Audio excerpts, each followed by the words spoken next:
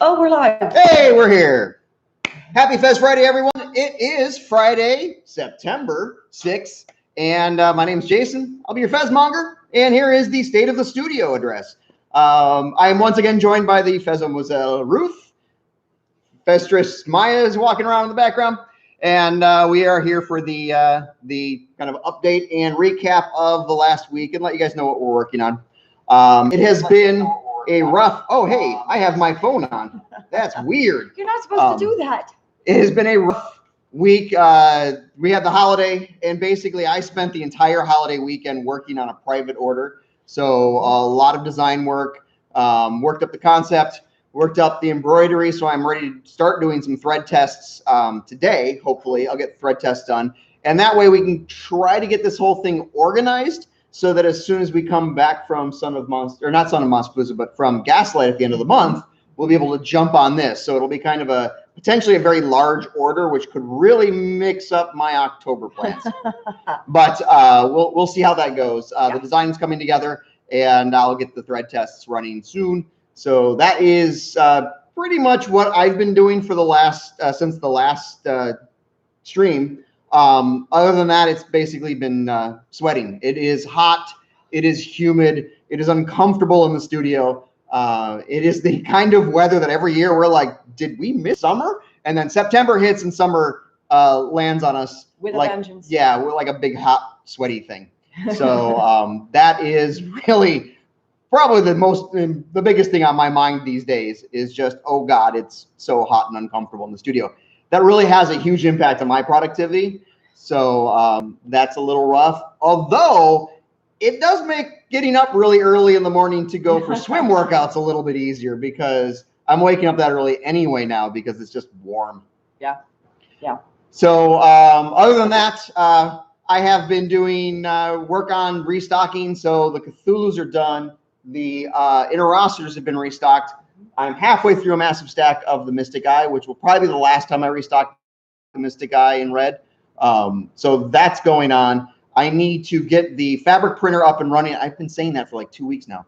I need to get the fabric printer up and running and get all of the tips printed for the Haku and the Hari Tikis that are still on stock. I had some tips left over so I could restock some of them, but I need to do another like real big weekend-long dedicated run to kind of bulk up for the last 2 shows of the year and also prep because I already know that in December we have a Tiki event.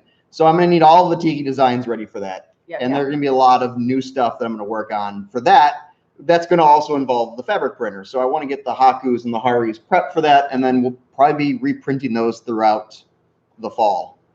And so that's kind of the bulk of what the past week was. You were here Friday, Saturday. So what was the rest of your past week? On Sunday, I got together with about half of my Dark Crystal family, the people who worked on costumes and hair.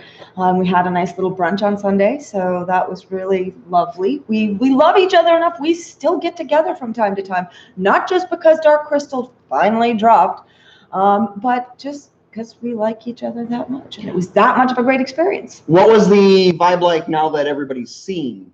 Well, not everyone had started watching. I know, it's crazy. Slackers. 2 years we've been waiting. They had entirely like 2 days to get that done before Sunday. Right. We watched the entire series on Friday. Most people had at least started watching, and everyone was as impressed as we are because we know how much effort we put into those costumes. I mean, all of the costume and character designs were Brian Froud. And while Jim Henson is no longer with us, it was still really important to us to make it something he'd be proud of. Now, does Brian Froud work for Henson? No. Okay, so it was just a joint, effort because, I mean... Well, it's Brian Froud. It's Brian Froud. So anyway, yeah. Because as I understand it, this went through a whole evolution of, we want to do this thing, but let's just make it animated. And then they're like, it doesn't feel right if it's animated. Let's make it you know, let's make the puppets, but we'll just make like the Skeksis puppets, and then as Yeah, we talked the about before, the know, Gefflings we'll were going to be do- CG and the Skeksis were going to be puppets. and it didn't look right. It just looked like there were a mashup of two different styles. It didn't work. So they're like, well, let's do this thing. And even as we were working on the puppets, they thought, okay, well, don't worry about punching as I think I said last week, don't worry about punching the eyelashes. We'll CGI it. And then it just kept going further and further. Like, no, we're going to CGI the least we possibly can. So it was like backgrounds, some flying scenes, some blinking, some tongues. Tongues, which was actually a lot of the scenes, the Skeksis' tongues, while they're talking, they animated the tongues, which I'm a little bit on the fence about. There is one scene towards the end, maybe in the last two episodes, there is a scene where the Skeksis is talking and they cut to a short clip where they didn't animate his tongue. I wonder if that was, because I did notice, and I'm not going to say where it is because those of you who will watch, maybe you'll see it, maybe not. I didn't notice that, but I did notice one continuity error. But the interesting thing for me was when they didn't animate the tongue, and I'm sure that's a nostalgia thing in my case, something clicked in my head that like, oh, that's like it. That's more. I had an A/B test right there in one scene as they cut back and forth, and I kind of like the not animated tongue better. Like I was perfectly fine without the tongue being animated. I was kind of weirdly, I had this dichotomy going on with it. Did I like it? Did I not like it? I'm kind of like, that's fun. But then, it started to annoy a little because I thought it was excessive, and I thought that it's like. Yeah, it could have been a little bit more subtle. I think they could have, just. And again, that's my critical eye that's like staring in at it and looking at how they're doing it compared to how they did do it. And there's some interesting YouTubers have done like explanations about like explaining the end of, I think is what the clickbaity title they used, explaining the end of Dark Crystal. And it kind of talked about a lot of stuff. And I thought it was really kind of cool because he dug into some of the more subtle and the references stuff. And then he also did one on the original movie before they dropped the Netflix series. And it picked up some things that I didn't really know were canon or not. And I found it really interesting. There's a lot of stuff that there's a lot of storytelling conflict still to be resolved where we know this is a prequel. We know where they have to be for the movie. And there's some things that have happened that don't plug into the movie. So clearly there's a season 2 planned. Well, there was a season 2 hoped for. I mean, like there's season 2, maybe season 3. We didn't know when we were doing this. We had no idea. I read a headline this morning. In a Dark Crystal group I'm in that said that a season 2 has been confirmed. But I didn't read the article. I didn't have time. And that's all I've heard. I haven't heard anything. We in costumes have no idea. We want there to be a season 2. We want to work on that season 2 for any new costuming. We want to do that. We're chomping at the bit. We're right there. We're like every time we get together, it's like, here's the season 2. Let there be a season 2. We have no idea. I have not seen an official announcement on a season 2 yet. I have seen a number of references to a season 2 as though there was an announcement, but I have not seen an announcement. So that could it was kind of a built-in plan because the end of the series does not plug directly into the movie because there's more story that can be told, and they wanted to leave that option open. Yeah, they clearly prepped for it, and there's a lot going on where I feel like there's definitely a season 2 in mind, hopefully. So if you haven't checked it out, definitely go Netflix, Dark Crystal, Age of Resistance. Ruth worked on the costumes for that. It is fantastic. If you've seen the original movie, you will appreciate what they've done. And if you haven't seen the original movie, just go watch the original movie. Like now, what we're doing here is not nearly as important. So, but yeah, that is one of my favorite films ever. A huge influence on me. Jim Henson is a massive influence on my designs. So it was really touching to be able to see something. And I will say that season of the Age of Resistance gets a little dark and a little scary. Oh yeah. I mean, more than the original film was. The original film is dark, but It's dark fantasy. The series. Yeah.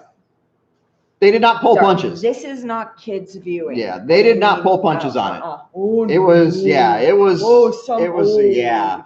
I was surprised. Anyway, definitely check that out. Yeah, to answer your original question, though, the people there and all of the people, my friends and others online, the grand majority of people are like, I'm so happy that they continued with Brian Froud's and Jim Henson's vision. This is clearly not just some schmoes who said, I love the movie, let's do something to honor them. No, this is following the original vision. And people are really well, that's what I was going to ask, was about Toby, Brian Froud's son. Yes. Now, does Toby work for Henson? Or is he brought in also for this project? He was brought in for this project because for the most part, I don't know if Brian Froud came to the States at all to oversee it. That was Toby's job. Toby was my boss. If you've seen Labyrinth, Toby was the baby. So I can proudly say that my boss for Dark Crystal peed on David Bowie. Who could say that? Yeah. So anyway. 1 degree of separation for Bowie, not too bad. Right? It's a hell of a lot better than I'm doing. I know. So anyway, and Toby was the best boss. And I've had some good bosses. Best boss I've ever had. Most encouraging. Most, like, we had to follow, okay, here's the little sketch concept of the design you're working on. So we had to bring that to life. But at the same time, it's like, okay, now we can put our own little signature, like our own little decor on it. And he was very encouraging, like, what feels right? And so when we come up with a concept, he'd either say, yes, that's spectacular, it's beautiful, go with that. Or if it didn't quite have the right feeling, he'd say, it doesn't quite feel right. And he'd just encourage you to keep looking and find it. So we had vast amounts of creative freedom. Plus, everyone in the shop was willing to help everyone else in the shop. Hey, you want to learn how to do trapunto? Come here. Oh, awesome. Let me show you. That's awesome. There is a documentary on Netflix called The Call of the Crystal. Definitely check that out. We watched it before we dug into the series, but it is a great, like, post-credits kind of experience. There's a lot going on in it. It's a fantastic documentary. And I hope that they do more of this kind of thing, because it's sort of what you'd expect to see on, like, the Blu-ray box set edition that gets released. When that gets released, I'll be buying it anyway. But that is a great documentary, so you can see the making of parts of it. It was really cool, really informational. So let's move on from our Henson love and talk about what's going on this coming week. Up. So yes. This weekend is all the sewing. Yes, all of the sewing. So I'm desperately trying to get all these fezzes done. I need to get the hakus finished. I think after the eyes, the hakus are pretty much all I need for Son of Monsterpalooza, which is in Burbank next week. Starts on Friday and goes Saturday and Sunday in Burbank. It's a smaller show, so it's not that we're need to do volume like we get at Emerald City or at Gen Con, but I am restocking everything because the website's been just gutted. Yeah. So have you decided which designs you're taking? Yes, I have sorted down all of the designs. So I am bringing haku, because the lesson I've learned in the past year is if we do a horror show, everyone wants to see the tiki stuff. We do a tiki show, everyone wants to see the horror stuff. Tiki horror is a thing. Yeah, so I'm bringing the haku. I basically went through to see what was well-placed as far as, like, what has stock that I don't have to panic about. So not a lot of new stuff, because it turns out with the Interocitor, I have enough to fill. It's a small booth. So it's just the 7 shelves. So 1 column of chapeaus, we'll have 2 columns of tall fezzes where the Interocitor, the what's left of the Lagoon, the Fiends, and the Afridi will kind of fill in the tall designs. And then the low designs will have like 4 shelves of low profiles. Low profiles sell more than anything else. So I'm restocking the Mystic Eye for that, because that is one of the more common ones for that crowd. Yes. And since we don't have the crossbones to bring with us this time, the Haku is going to be there. Restock Cthulhu for that one, obviously. So it's not really that different than what we've had in the past, but a few designs have been released since Monsterpalooza, so I'm bringing those designs in. I have concepts, I have sketches for new horror stuff, but I just don't have the space for a new design to fit into the booth.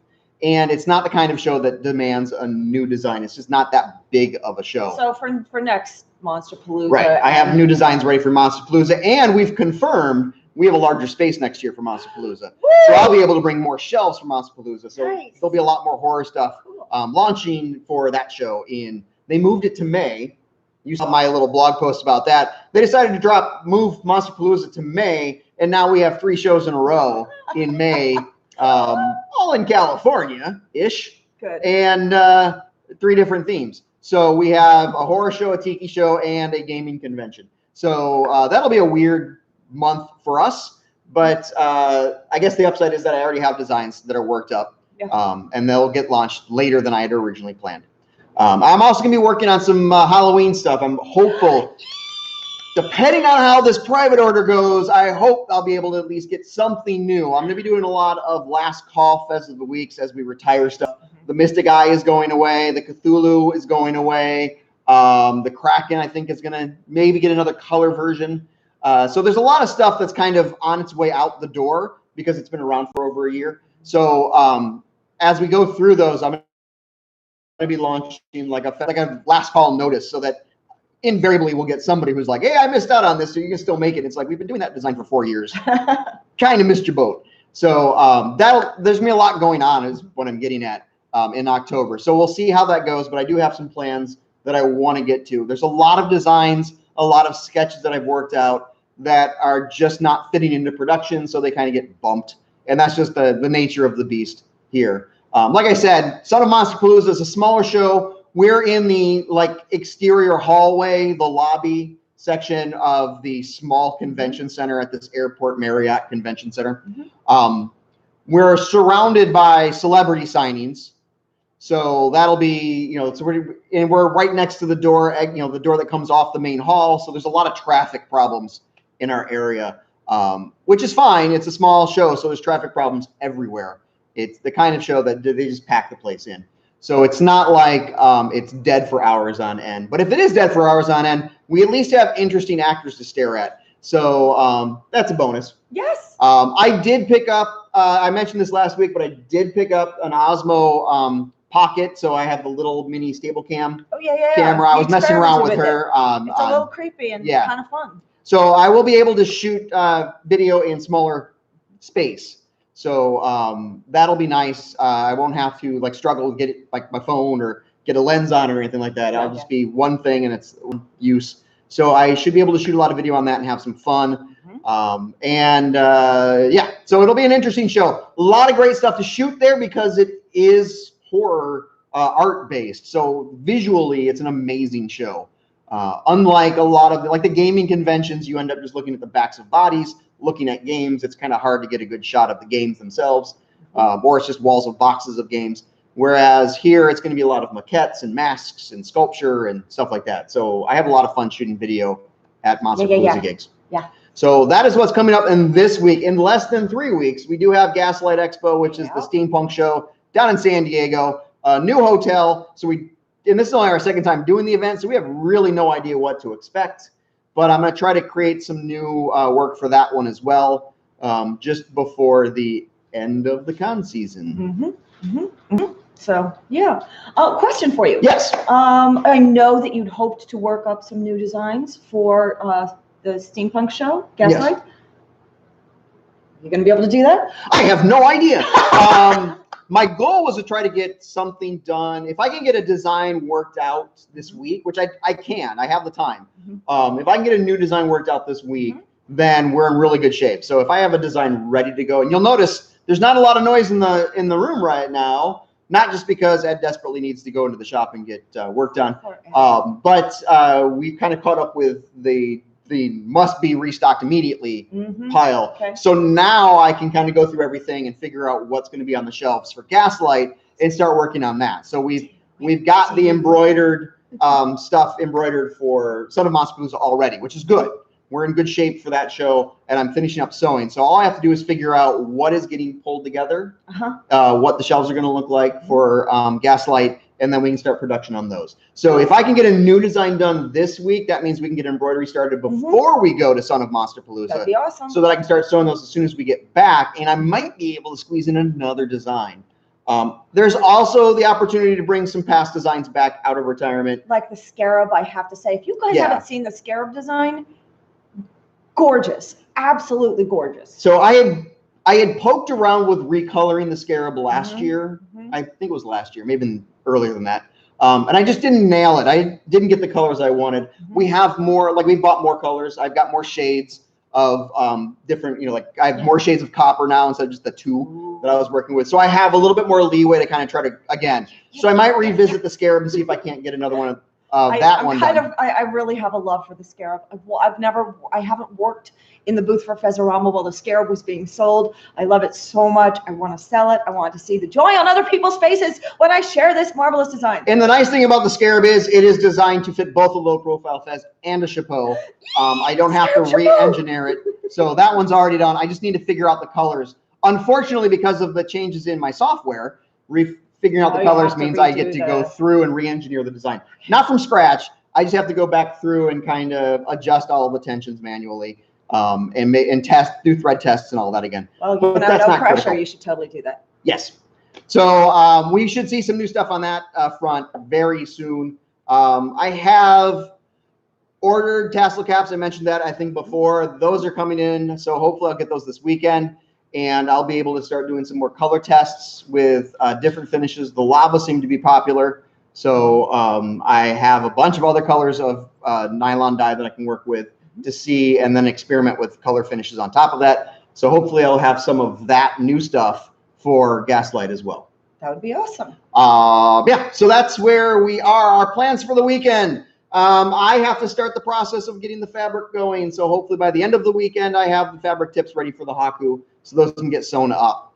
So today we'll mostly be clearing the space because the fabric is white. I need to clear all the space and clean it so I'm not getting lint all over it. And then set up the printer, and probably I'll have to do a service on the printer, clean it up, and get it ready to go. So that's a big chunk of my day-to-day will be just prepping the printer and getting that up and running. You, of course, have piles of linings.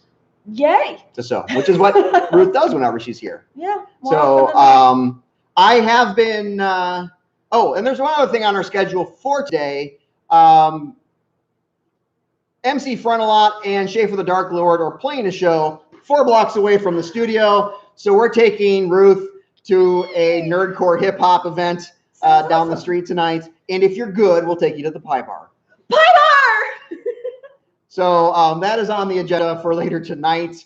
Other quick updates. I did the 30-day, my new 30-day challenge is my ukulele lessons. This is the soprano, Sopranissimo that I bought. It's about half the size of a soprano. I've been looking at these for a while. I find them hilarious, and I really enjoy them. So the Ihulamau event was in Long Beach last weekend, and this was on display right when we walked in. They were still setting up. It is gorgeous in person, so I snatched it up and decided that this is now what I have to start practicing.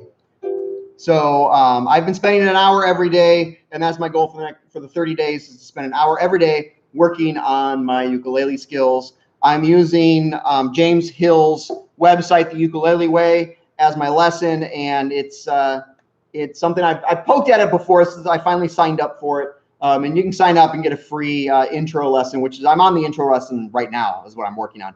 So, but that's when my goals. And I have a pile of ukuleles that we've collected over the years because I just love them. And I don't really know how to play them all. So that is my goal for this month. Next month, of course, I'm back to doing the Inktober or the Jacko Bastards drawings. So I'll be back to daily illustrations next month. So, yeah.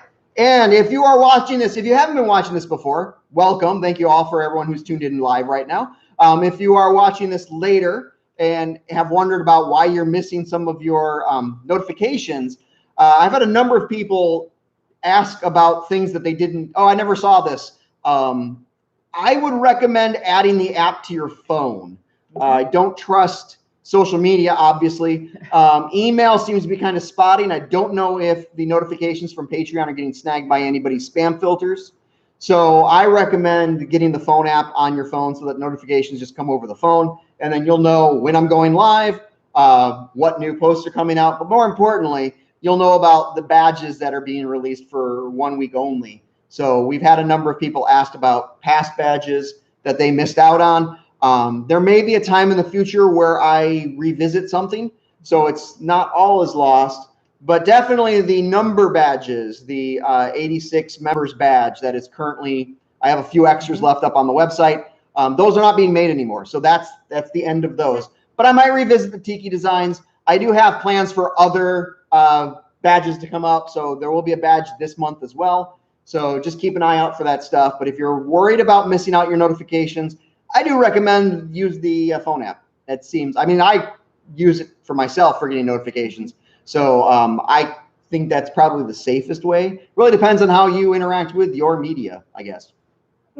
So that is it for this week. Oh, wait. Really quickly, Doug, I see that you are through episode 4. I just wanted to let you know, about halfway through episode 4, when Deet is getting to the gates of Harar, there is a farmer and his wife at the gates. I made the farmer's costume.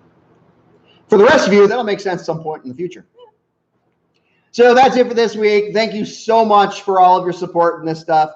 Thank you for tuning in and watch these videos. I really do appreciate that. Make sure that you drop some comments if you want to see anything different or anything that you liked about these things. If you have questions, we don't really know what we're doing, so we're just sort of stumbling through it. So definitely chip in and let us know what you're thinking about this stuff. And I will have another Survey Sunday coming up on Sunday. So make sure you look out for that and make your voice heard on those polls. They're important to me. They inform a lot of what I do, and I thank you for that. So until then, have a great weekend out there, and we will see you maybe not live next week because we are setting up for Son of Monsterpalooza. But doubtless we'll film some kind of video. But we will record something somewhere next week. See you later. Thanks. Bye.